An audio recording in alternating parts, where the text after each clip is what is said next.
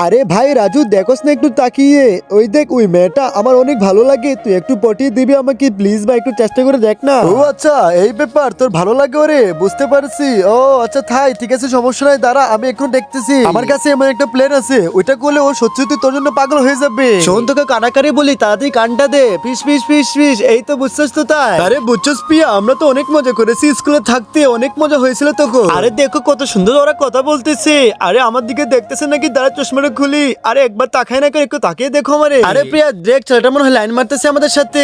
আরে সত্যি বলছিস না কি রে? হ্যাঁ সত্যি সত্যি তো লাইন মারতেছে। তাহলে চল ওকে দেখাচ্ছি মজা আমরা। দাঁড়া, এই ছেলেটাকে দেখাতে হবে মজা। আরে তোমার কি সমস্যা বলো আমাকে? জীবন কি কখনো কোনো মেয়ে দেখছো নাকি? কখন থেকে আমার দিকে তাকিয়ে আসছো? আমি এখন বিচার দিব নাকি আমার বাবাকে ডাক দিব নাকি? আমার বাবা হচ্ছে পুলিশ অফিসার। আরে ম্যাডাম কি হয়েছে? ওকে আপনাকে ডিস্টার্ব করতেছে নাকি? হ্যাঁ ভাইয়া, ও আমাকে ডিস্টার্ব করতেছে। আমাকে ভাইয়া বলছে, এটা তো ঠিক করে নাই। আচ্ছা ঠিক আছে দিদি, আজকে থেকে আর কখনো এরকম হবে না। হ্যাঁ, তারপর লাইক সাবস্ক্রাইব করো।